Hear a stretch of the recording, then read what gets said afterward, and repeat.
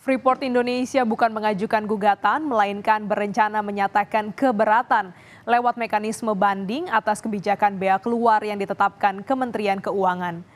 Menurut Freeport, pengajuan banding tarif bea keluar merupakan opsi tertulis di dalam izin usaha pertambangan khusus yang disepakati antara Freeport McMoran Incorporation sebagai pemegang saham Freeport Indonesia dan pemerintah pada 2018 lalu.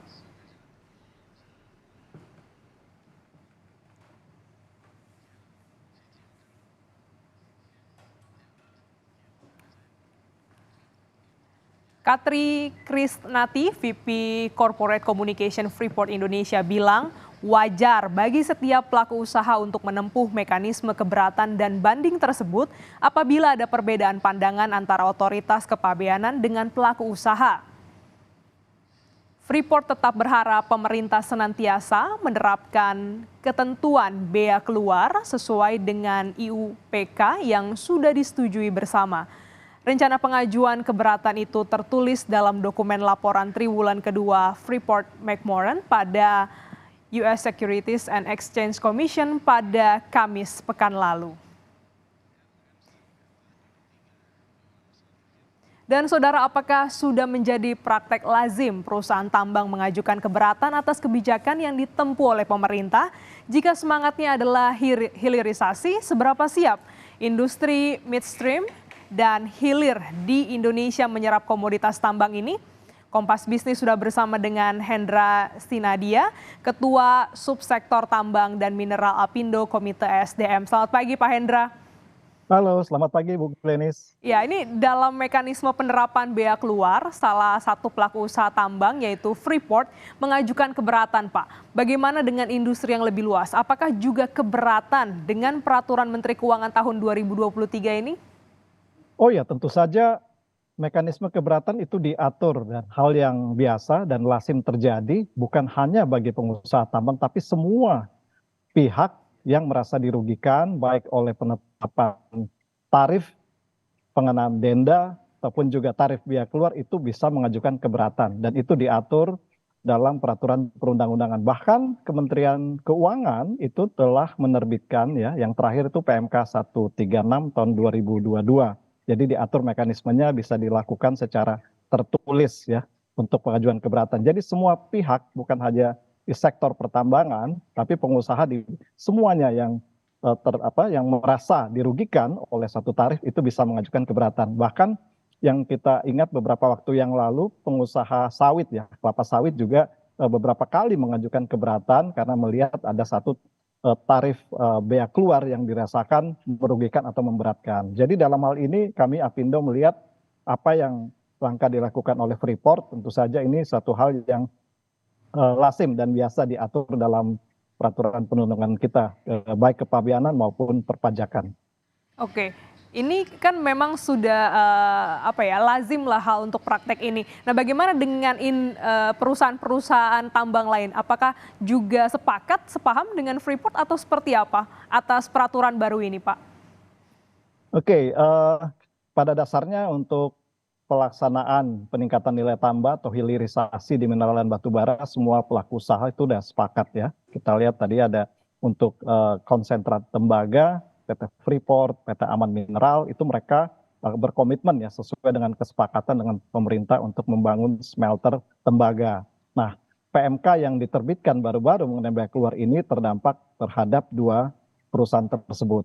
Dan saya kira perusahaan-perusahaan itu tetap berkomitmen untuk terus melanjutkan kegiatan usahanya. Namun di sisi lain aturan bea keluar ini yang kami lihat di media ya kontroversinya ini dirasakan oleh perusahaan ini tidak sesuai dengan kesepakatan yang di awal. Oleh karena itu kami dari Apindo melihat bahwa ini sesuatu yang sebenarnya bisa diselesaikan oleh perusahaan dan pemerintah. Kami juga memahami tentu saja pemerintah itu sangat berupaya memaksimalkan penerimaan negara ya, tentu saja dari sektor mineral dan batu bara.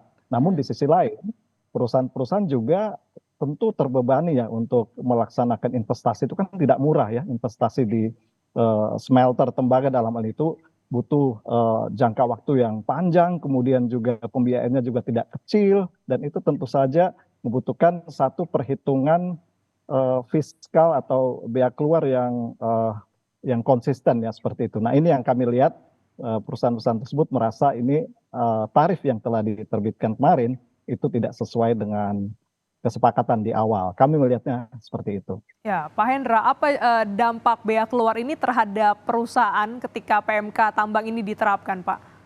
Ya, tentu saja biaya operasional untuk pembangunan smelter akan berdampak signifikan. Tadi saya sampaikan itu bukan investasi yang kecil ya, 2 atau 3 miliar dolar itu jumlah yang sangat besar dan tentu saja dengan market yang sangat ketat, apalagi tembaga ini kondisi oversupply ya di ekspor tembaga katoda, sehingga memang untuk pembiayaannya ini tidak murah. Oleh karena itu penetapan tarif yang baru bea keluar dalam PMK yang baru ini bagi perusahaan dirasakan sangat tinggi dan tidak sesuai dengan kesepakatan di awal. Jadi tentunya bisa dibahas dengan pemerintah. Kami dari Apindo tentu saja tidak menyoroti apakah berapa dampaknya seperti apa, karena itu kami paham penetapan tarif ini tentu melalui satu diskusi yang panjang baik pemerintah maupun Freeport pada waktu kesepakatan IUPK ditandatangani 2017.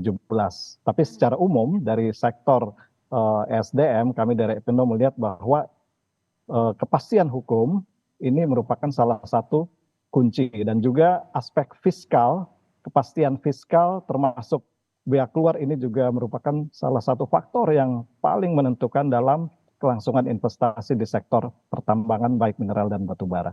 Ya, Pak Hendra, bea keluar ini kan diibaratkan sebagai barrier agar industri di dalam negeri ini bergairah. Nah, kalau ditarik benang merah hilirisasi, seberapa siap industri midstream atau tengah sampai industri hilir menyerap komoditas tambang, khususnya logam dalam negeri, Pak? Nah, ini yang menarik, pertanyaan yang menarik. Tentu saja ini chicken and eggs ya. Kalau dari pelaku usaha, ya tentu saja kita core bisnisnya adalah menambang ya. Menambang kalau dalam hal ini perusahaan produsen tembaga, mereka menambang konsentrat tembaga. Nah, adapun pengolahannya untuk penghilirannya itu tentu sektor yang berbeda, industri yang berbeda. Dalam hal ini kewenangannya pun berbeda. Itu di bawah kewenangan Kementerian Perindustrian. Oleh karena itu kami dari pelaku usaha sebenarnya dari awal mendorong bahwa suksesnya hilirisasi terutama di peningkatan nilai tambah di sektor tembaga ini sangat tergantung oleh penyerapan domestiknya. Jadi domestiknya juga harus dibangun secara paralel karena sebelumnya waktu PT Smelting yang beroperasi itu kami mendapat kabar ya dari Apindo bahwa separuhnya tembaga katoda yang diproduksi oleh PT Smelting itu masih diekspor. Jadi berarti kebutuhan dalam negerinya ini masih sangat kecil. Bahkan pemain-pemain lokal itu mereka lebih banyak, lebih prefer mengimpor daripada membeli produk dalam negeri. Jadi tentu ini harus dibenahi juga paralel. Perusahaan-perusahaan sudah telah menunjukkan komitmen dengan progres pembangunan yang cukup signifikan. Meskipun kemarin ada sempat waktu COVID pandemi agak terhalang. Namun di sisi lain kita juga ingin agar penyerapan produk domestik ini harus dibangun juga paralel ya. Baik. Sehingga tujuan Presiden dalam mempercepat hilirisasi tembaga ini bisa benar-benar memberikan manfaat bagi domestik kita, industri. Pak, lantas apa yang akan terjadi jika hasil tambang ini tidak mampu diserap dalam negeri? Apakah yang akan dilakukan oleh Apindo terkait hal ini? Ya, ini tentu diskresi dari pelaku usaha ya, mau nggak mau diekspor ya. Seperti tadi yang saya sampaikan, PT Smelting sebelumnya itu sebagai produksinya diekspor. Oleh karena itu yang sangat krusial adalah bagaimana serapan domestiknya ini juga dibangun. Dan itu tidak tentu butuh waktu yang tidak sedikit ya, karena industri-industri pendukungnya ini ya, ekosistem kabel apa segala itu harus dipercepat dan itu harus ada upaya untuk menarik investasi. Oleh karena itu, sinyal dari penerapan bea keluar yang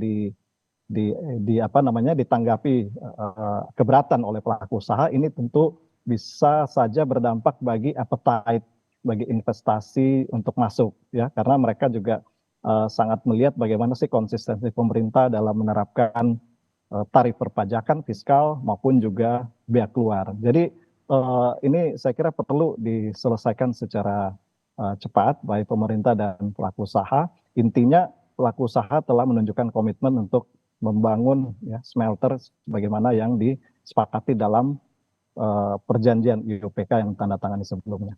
Ya, semoga peraturan ini juga disertai dengan perbaikan-perbaikan lainnya untuk bisa saling mendukung bagaimana hilirisasi ini bisa lebih maksimal lagi. Terima kasih Pak Hendra Sinadia, Ketua Subsektor Tambang dan Mineral Apindo Komite SDM telah bergabung dalam Kompas Bisnis pada pagi hari ini. Sehat selalu Pak.